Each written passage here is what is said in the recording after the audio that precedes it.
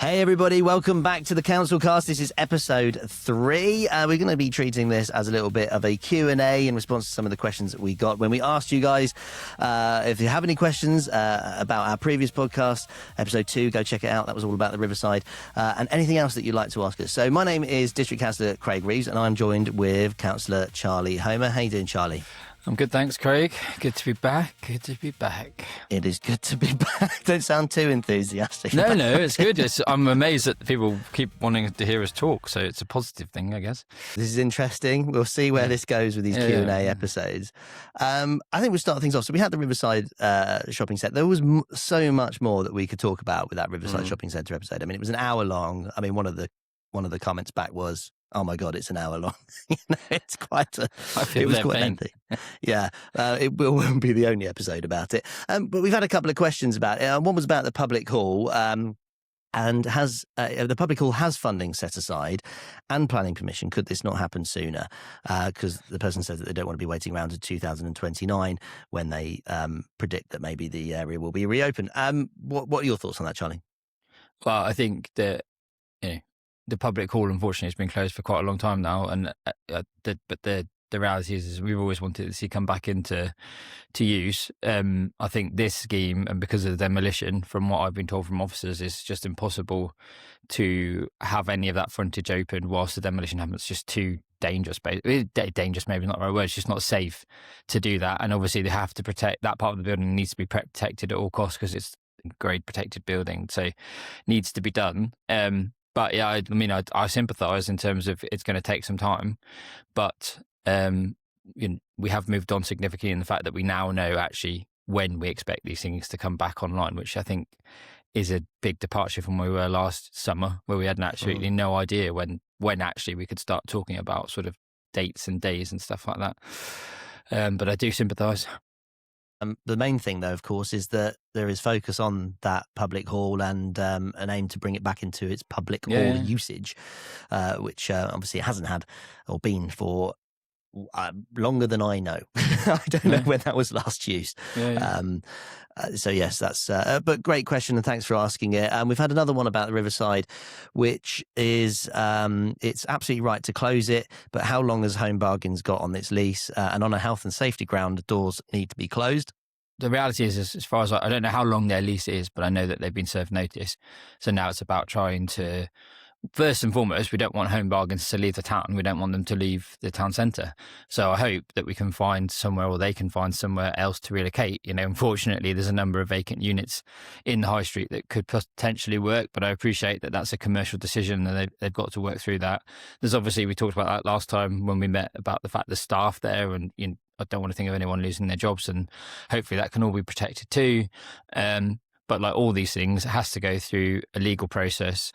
Unfortunately, it has its implications. The point is just because that's happening in the background doesn't stop what will be sort of the demolition order and getting that to come forward.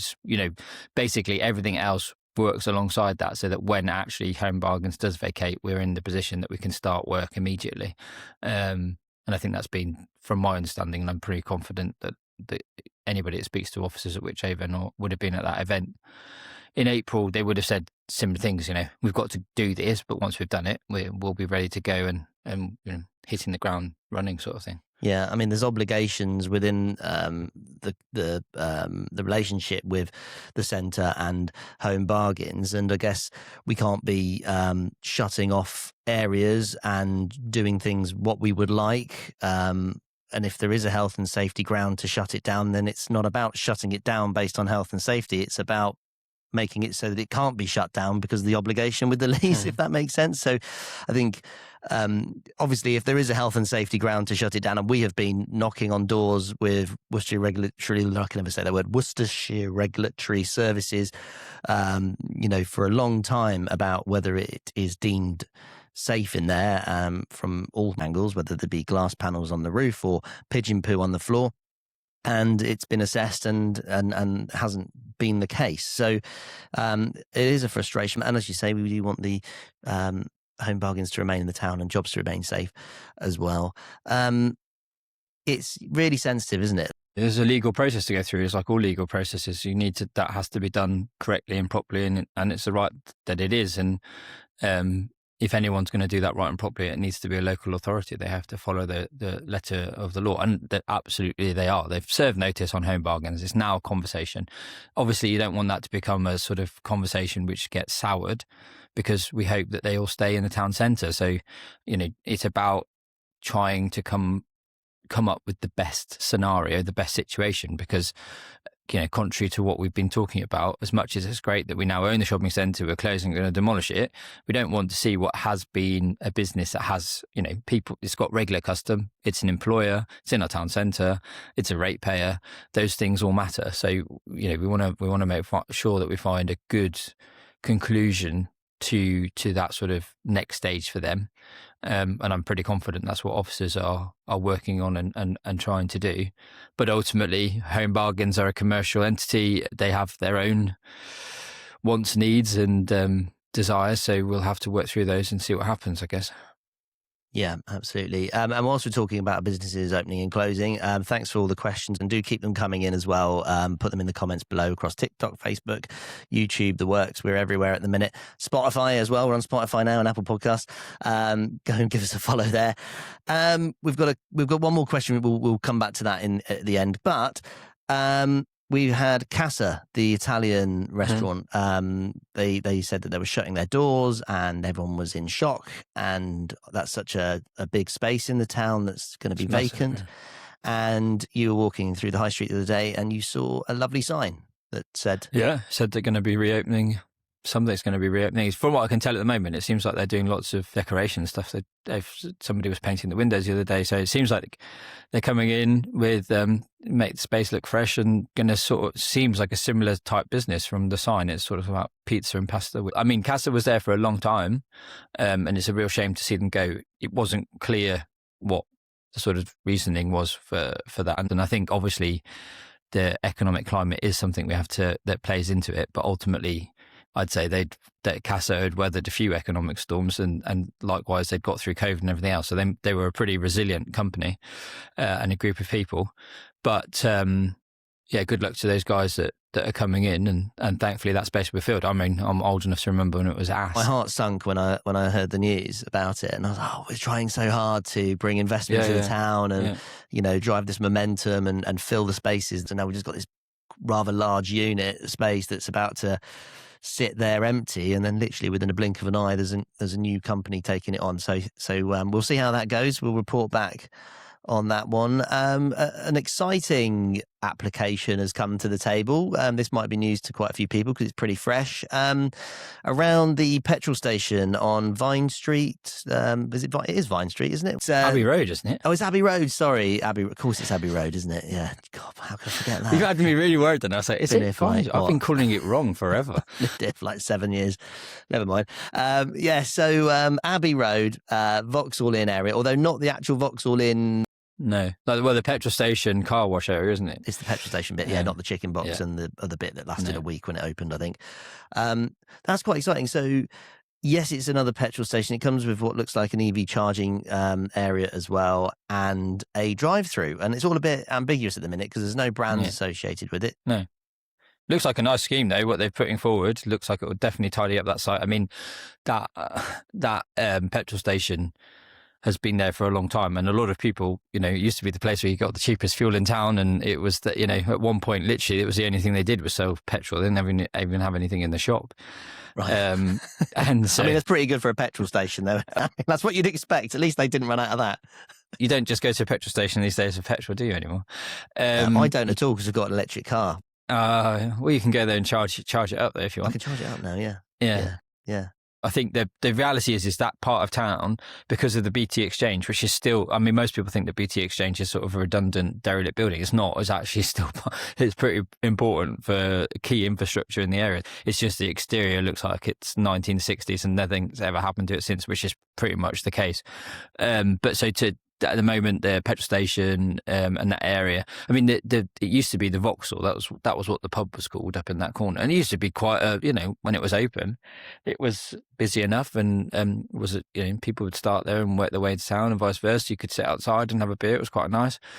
But then they did that renovation. I think everyone was really hopeful about what it would be, but it just never seemed to transpire. But the petrol station is pretty sad and needs, I think knocking that down, building something which has a bit more of a modern aesthetic.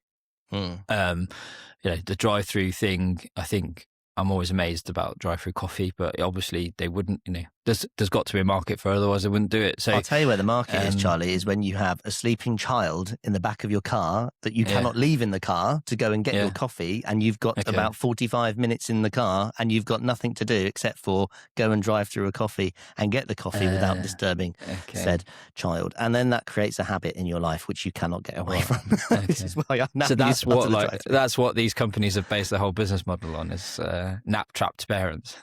Trapped parents. Right. It's very true. Yeah, I mean, yeah. Okay. Or you're stuck in traffic trying to get over the Abbey Bridge, and you think, "Sod this! I'm going to go and grab a coffee." Or you'll have plenty of opportunity for that, right? Well, I guess it. It like I say, good to see the desire for investment in the town. Good to see a tidying up of that part. And I really think all these sort of things it's a bit like a snowball effect. Once one area starts to do something, everyone else starts to look, and it sort of makes everyone up their game a little bit. The police station, obviously across the road, is vacant at the moment. It could be a really nice development if somebody wanted to go and do that. I appreciate probably it's not very straightforward and it will cost money to make it into I think it should be a police-themed soft play. Yeah. There's got to be a market for that, right? Just a ginormous soft play. Or something like Ninja Warrior. Should be like a Ninja Warrior UK, but a police-themed one, where you're either a police officer or a robber, and you have to go through this. It feels like you've probably got too much time in the car on your own with coffee whilst child's sleeping. So to come up with something I don't really mind what it is. It's a fairly nice looking building. I think you could do a really nice, sensitive and sympathetic development there that would enhance that area. Yeah, and it comes with like a better offering than just the petrol station. I think. Exactly. The coffee drive-through. We were assuming it's coffee. Does it actually say it's a coffee? I've got no idea. I think probably it's just whatever it's going to be. I guess it will be something along those lines. And in most cases with these developments, they will never tell us who the commercial partner is until they've got planning permission. On that sort of stuff. I was trying to work it out because I was looking at the design. If you go onto the portal, it's all there and you can check it out. I mean, it looks like a pretty modern, authentic design. But like all things, we've got pretty good independence and everything else, but it's always good to have a mix of sort of national and independent brands.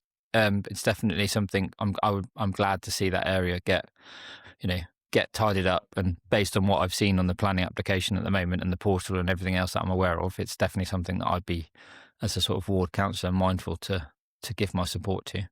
It's all coming together in the sham, Got David Lloyd's application still looking pretty exciting at the top of Twyford there. Got some traffic and congestion and safety issues that we're trying to iron out there. We've obviously got the gateway from the south of the town feeling better with that application. And there's plenty of shops and things going on in the town. And the Riverside, it's exciting. And that brings us on to a very last question, which we've got an audio message from a lovely listener. So let's see if the technology works. Here we go. Right, let's have a listen. Hi, Charlie. Hi, Craig. Really enjoying the podcast. Thanks for doing it. My question is, what is it actually like being a district councillor, or a councillor at all if you're councillors in other councils? How much time do you have to spend? How many meetings do you have to go to? Yeah, what's it like?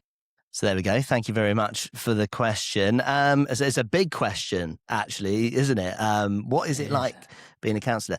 You've been doing it a lot longer than I have. And if you caught episode 1, Charlie was the mayor at the age of 26, I think.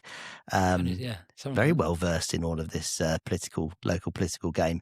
Obviously, not enough to put you off, Charlie, over these years. No, I think it's a really difficult. That's such a difficult question, because I think it is like it's all going to be twee and sort of a bit sort of like, I guess he would say something like that. But it is some like orchestral music in the background, like uplifting. No, I think a bit like was it Last of the Summer Wine or something, like the Hovis advert or something like that. Yeah. I think it is one of those roles, like everything that you do in life, is you get out what you put in. I think, like, if we just reference the local elections, we're not getting party political or anything, but if you reference the local elections that happened now just last week, and a lot of people. There was obviously a lot of new councillors and an awful lot of councillors that were sort of, you know, didn't get re-elected.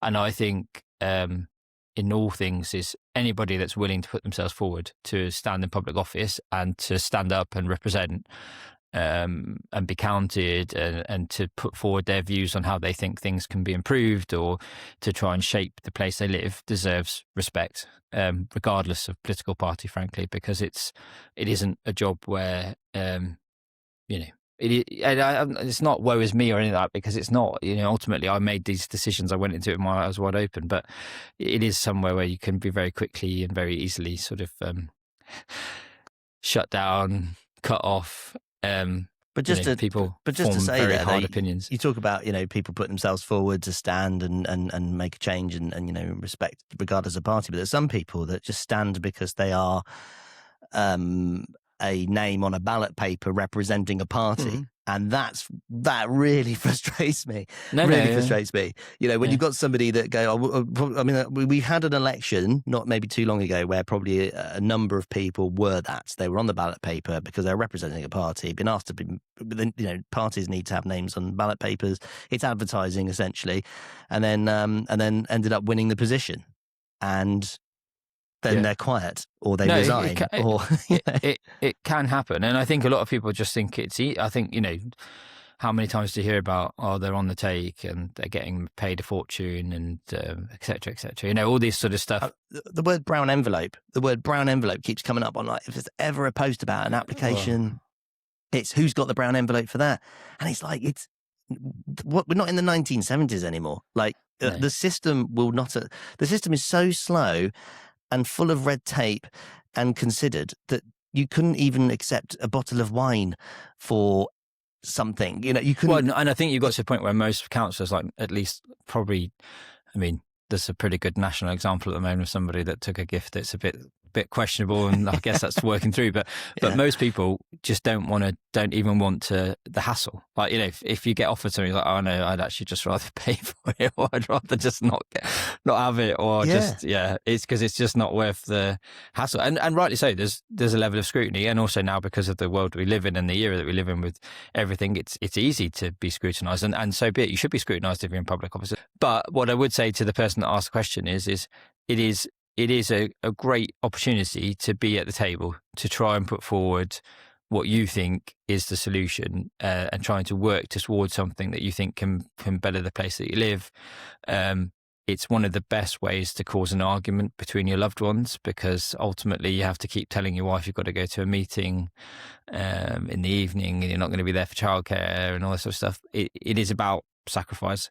Sometimes I've defined the role of being a district councillor as sort of managing disappointment and and navigating people through that space, because ultimately that's what you are. You're a broker. You're sort of trying to find consensus, and consensus doesn't mean that everyone always ends up 100% happy with the outcome. It is about sort of having to weigh up the pros, cons, the sort of the opportunity cost, the basically the funds available that allow you to do these things. There's lots of competing forces, but I mean, this is the third time I've been a district councillor. This is like the third term, and I mean, I enjoyed politics. That probably helps as well. I don't know if as you get older, you get even more and more sceptical, or you just realise that what we just never seem to learn from is history. Despite history teaching us many lessons, we just never, ever, ever seem to learn. But you're new, so you should. What are your interpretation of it? I mean, you're fresh. I love it. I absolutely love it. And I recommend anybody that isn't in a party to go forward and do it. Because I think there's nothing wrong. Oh, there's nothing wrong with the party, of course. Nothing at all. I mean, my experience bringing, I suppose, introducing myself into this world of politics is that I didn't join a party. I didn't go through any. I mean, this is not necessarily a good thing, but I didn't go through any vetting. I didn't have any vetting whatsoever. But I wasn't being guided. I wasn't being told what I can and can't do, where I can stand, where I can't stand. I am my own island, in effect. I'm my own campaigning machine. All ideas and thoughts on my own, and I'm navigating this entirely on my own. And so far, getting away with it. I think. I wouldn't say the party apparatus that I'm part of gives me lots of things to campaign on, or literature or posters and stuff. I mean, there's things that happen at certain times of the year, but it's being a councillor is one of those jobs where you represent, and I think probably everybody who represents a national party would say the national party is getting a lot of bang for the buck in terms of the time and things that you do to support the sort of wider aims of the party, which is fine. I mean, that's kind of what you agree to. That's part of it. I think it's good, and we should welcome that it's still absolutely possible, and probably even more possible now, for people without a party affiliation to get elected. It used to be a time when maybe if you weren't affiliated with a party, you wouldn't even get sort of, you wouldn't get many votes. But now, because of the advent of social media and other things where you can actually put forward who you are, what you mean, and what you represent, there is a better case. I mean, the thing is it's about activity as well, isn't it? And the other thing that always sort of annoys me a little bit about politics, or sort of especially local politics sometimes, is this idea about the older you are, or the longer you've done it, the more experienced you are, gives some sort of extra credibility and weight. And I think one of the most important things is to just remain engaged and active. And I think seeing new people come in is vitally important, because it takes fresh energy, it takes new pairs of eyes. And yes, because we've probably gone off on a massive tangent from what she asked us. But it is like one of the latest developments, because I sort of came into local politics just as this was sort of changing. It's certainly changed much more in the last sort of term that I've done around like social media and stuff like that, and how you sort of publicise what you're up to and not up to. And you are very good at doing your videos and getting that message out, and good to you, more power to your elbow. I'm just not somebody that likes to sit there and do those types of things. I find it difficult. I don't like to talk about myself. Just sitting there. Yeah, you do. Standing there. No, it wasn't condescending. On social media all the time. No, it's okay. But you understand. you get the point that I'm making. The point I'm making is some people are better at selling themselves than others, and presenting themselves. And I think probably you and I are two sides of a different coin in terms of the fact that you are very good. You know how to do it. You're very polished, and it's good. And you know what you're talking about in your subject matter. And there's lots of people like that. And, are very good at talking about what they're doing, how they're doing it, and presenting themselves. Sometimes, though, the nuance in that is it good what they're doing, or is it bad what they're doing? And what's the subject, the meat of the subject? Yeah. So I probably, one of the things that I know I should do more of is, I just did that, I should now put it on social media to tell people that I did it. But that's why you're here, Johnny, on the podcast. I lament that sort of thing. It's just like, I'm just more of a get on with it type person. I know you are a get on with it type person and then tell people about it. I'm just more of the faff of like trying to get that message across. I just don't think I'm very good at it. So this is obviously really good and helpful, and it's a great medium to, this like conversation like this, I think is really good. I mean, not that anybody would care, but I am chronically dyslexic. Not like, I'm dyslexic, like excuse a typo. Very dyslexic. At school, all of my exams were done with extra time. Had special tuition, spent most of first school never doing art or DT because I had to go and do extra English lessons and stuff like that. So actually sometimes coming to actually write it down is really tricky. I got this innate fear, like I have to when I was year 5, that if I wrote something out on the blackboard and it was wrong, that I'd get mocked for it. So talking like this is I'm much happier having a conversation like this. Don't have to read or write anything down, and we can be pretty relaxed in sometimes what we're saying. Yeah. But I mean, the reason why we're doing this podcast is because obviously you and I, we have the same. We have the same motivations. We want the town to look and feel better. We want where we live to be better. We need to go back to episode 1. We discuss all of this, and like you say, we might sit in difference of opinion across a number of things, but it's about finding people that you can work with, and bringing the best out of each other. And you certainly, God, this is going to sound gushing now, isn't it? But like I'm ready. Your experience and what you do, I think is brilliant. And you're really well versed in this role, and you've you help me out, with and there's projects that we have shared interest in, and of course, you've got experience in those things. So if I can bring what I can bring to the table, and we can meet somewhere in the middle and get some stuff done, that's what it's about. And I think actually going back to the question, because we've deviated quite a bit from that, is that for me, particularly as a non-party member, as somebody that is completely fresh to this, what matters is people. People. Doesn't matter whether it's a resident or whether it's another councillor. If you get on with people, if you can share your interests, and you can basically just got to keep beating your own drum. Just go, this is my project, this is my idea, this is what I think would work. And if it just so happens to be that your ideas fall in line or have synergy with other people's ideas, and you can get behind them with their projects as well, everything just moves forward. And I think that's what's key. And so, really, it's just ideas and concepts and constantly talking, whether it's in the chamber. And ironically, when you're in the chamber, a lot of that is just lip service to work, a lot of work that's been done leading up to that point. So the chamber's almost like a performance, a presentation of, hey, everybody, this is what we've worked out. And it's your opportunity then as a member of the council to either agree or not agree with the work that's been done or the outcome of that particular thing, and maybe just to have a little public comment about it. Because for me, what I found is that the hard work is getting to know the right people, speaking to those people, making sure that your concerns or your aspirations are heard, and that you are, in the right place at the right time. And I think that really is it, because if there's a number of projects and ideas and concepts that I've just floated around between officers and residents or organisations and other councillors. And then all of a sudden you start to think, oh, these things are starting to unfold. They're starting to happen. Like there's a bit of momentum here, and you can just keeping it up. You're keeping it up. And so a lot of it is just keeping that momentum up, coming up with ideas, just never taking your finger off the pulse and just being, seeing a problem, focusing on it. We do have problems and challenges in our town. I mean, a lot of people are aware what our problems and challenges are in our town. I'm very much aware. I know you're very much aware. And we strive to resolve them. And I think there's such a wider picture here, particularly in our town centre, where we've seen the decline, we've seen the issues that we've had. And I genuinely feel that we're on this wave at the moment where we're seeing these businesses come in. I mean, the application we discussed a minute ago with the petrol station is perfect. The timing's right. People are coming to the table, investing their money. The Riverside Shopping Centre is obviously on the cards. It's happening now. That ball is rolling down the hill, and it's gaining pace. And people see that. People start to feel proud about where they live.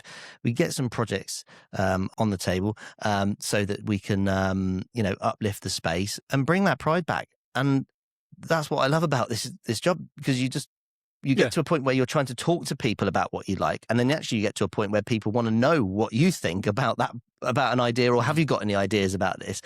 And you start to feel that you have a place. And I turn up to parish council. So let's talk about a little bit about the mechanism of being a district councillor. Is yes, you have a seat at the district table. You're one of a number of councillors, and obviously the representation is different across the parties. And you are obligated to turn up to a number of meetings each year. That's your obligation. You are requested to turn up to parish or town council meetings, depending on where your ward is, to listen to what's being said there, and to relay any issues or concerns back and forth. Obviously, that's your ward anyway, so that's where you'd be you'd have your most interests. And you work through projects with the clerk, with the councillors. Your planning is a massive part of being a district councillor. So all applications you have visibility on within your area. You have an opportunity to talk to the officers about any situations that might be unfolding, residents' complaints, concerns. You get a chance to support or object yourself, and on occasion send to a committee should you feel it need to. You're there to pick up emails and talk to residents, whether it's a solution that they could have found online or not. It's like they could have Googled it or they could have emailed you, and sometimes they email you, and that's absolutely fine. And you navigate that with them, and you can point them in the direction of where to report things. You cross over with county councillors sometimes to resolve issues. And like you said earlier, it's really about putting as much in as you can. And I genuinely think that people, if they can see that you're active and they can see that you're trying to resolve issues, and you're effectively representing people at the council, but you're also representing that particular council for the people. So it's making sure that people are aware of what's going on at the council and that they're not in the dark about some of the issues or projects that are unfolding, but also equally making sure that residents' voices are heard at the council. And as I say, that doesn't always mean just being at a council meeting and putting your hand up and saying, I object to this because I spoke to some residents and they don't like this idea. It's about planting those concerns before it gets to the council meeting. That's where a lot of the hard work is, from my opinion. Yeah, it's like all things. Some are reactive and some are proactive. And often, sometimes you're dealing with things that this morning we didn't know was a problem, and then this afternoon it really is a big one. But I think the other thing I was just going to say is that a bit like if we talk about, politics at the moment nationally, for example, and some of the things that are going on with the government, for me, fine, Labour isn't the government I would have chosen. But what I do want them to do, I want them to succeed. I want them to do well. One, because it's my country and I care about it. And two, because I think it's really important to have an effective government. Equally, I think when you're in opposition, and it's also important to be effective. Like, the politics is better when you have a robust challenge. Now, that doesn't mean that you need to stand up and shout people down just because you've got a divergence of views. It doesn't mean sometimes that you can't find a consensus or find some agreement. And that's kind of where politics has lost a lot of its sort of edge at the moment. It is all about sort of being on the opposite side of the fence and just screaming. And I think that's where things aren't getting done, because it's just about, well, you're from that party and I can't talk to you, or I can fundamentally disagree with your leader. It's like, well, your leader's got nothing to do with what we're trying to do here right now. Whether that person has even heard of this place or this project is, it's got nothing to do with what we're trying to do here right now. And I think so. It is important to have varied opinions. And what I'd say to that person who I would say to anybody, whether they're going to rival me in an election or not, and is do it. We're all better off in the world that we live in, with this many people coming forward and choosing to have a say, to participate in that conversation and try and build something better. We can, ultimately, we all know that we want Evesham to be a prosperous place. There may be 16 different ways that we want to get there, but ultimately we can all agree that we want it to be prosperous. And I think that's the thing that we're sometimes losing. We're losing the sort of sense of, in lots of ways, although I think we're pretty good at it at Wychavon. In some ways, you just realise that actually we're getting into this situation of just these 4 yearly cycles and not thinking past that and thinking, actually, what do we want to see in the next 20 years, not in the next 4 years? Where do we want to be? Where's our vision for the future? Like, where do we actually want to get to, and not just worrying about, right, well, we need to deliver on X, Y, and Z scheme so that we can then shout about that at the ballot box. And there's a degree of that, of course there is, but ultimately you still need to have a long-term vision for what you want to achieve for the place that you live, or your community, or your home. I think that's really important. I'd say go for it. Stand. Yeah.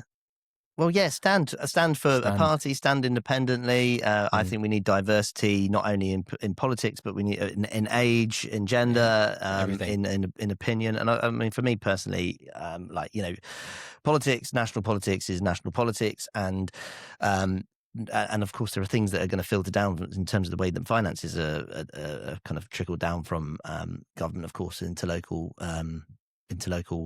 pots funds, But generally, if you care about where you live, get involved. And and councils actively encourage people and try and make it as easy as possible to stand as well. It's not like it needs to be tied up in all of this party red tape. So go for it. So hopefully you've enjoyed listening. Give us a follow across all of the Keep asking questions. Keep asking questions. Yeah. No question is off limits. Is it? No. Maybe. So until the next one, guys, thanks for listening. Charlie? Yeah, thanks, Craig. I look forward to the next one. See you soon. Bye.